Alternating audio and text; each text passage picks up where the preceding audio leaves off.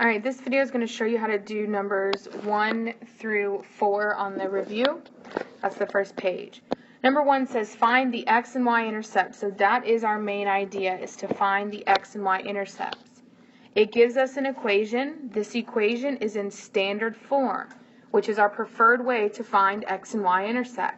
Remember, the x-intercept is when y equals 0, and the y-intercept is when x equals 0.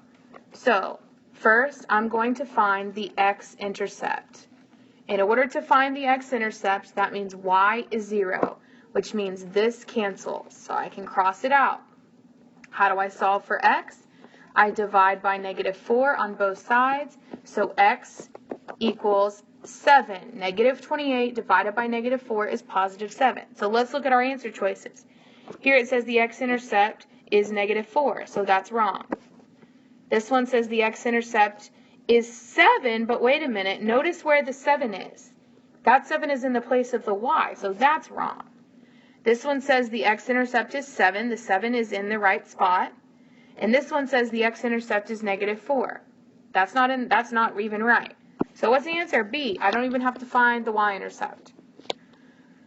But if I were to find the y-intercept, I would plug in a 0 for x and solve. And if you need to see that, that's on the answer key. All right, let's look at number 3. Which is an equation for the line that contains the points -3, 5, and 1, -3? Look at your answer choices.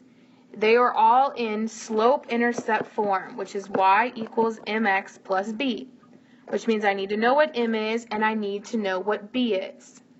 So, given 2 points, I can find the slope. This is x, remember this is x, and this is y, and this is x, and this is y. So I'm going to do -3 minus 5, draw your boxes if it helps, over 1 minus -3. That is y2 minus y1 over x2 minus x1. -3 minus 5 is -8, and 1 minus -3 is +4. You don't trust me? Do it on your calculator.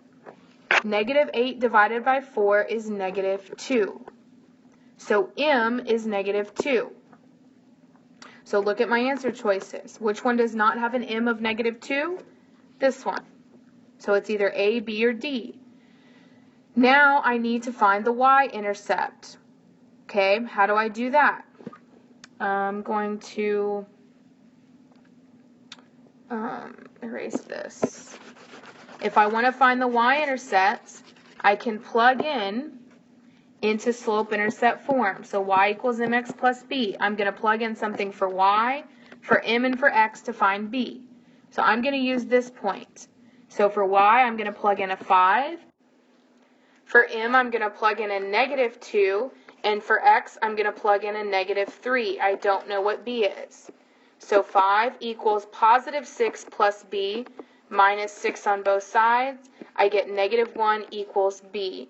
So which one has a y-intercept of -1? That is b. Okay, let's look at number 2 and number 4. Number 2, what are the slope and y-intercept of the equation? Remember, slope is m and y-intercept is b. So the y-intercept is where the graph crosses the y-axis, which is right there.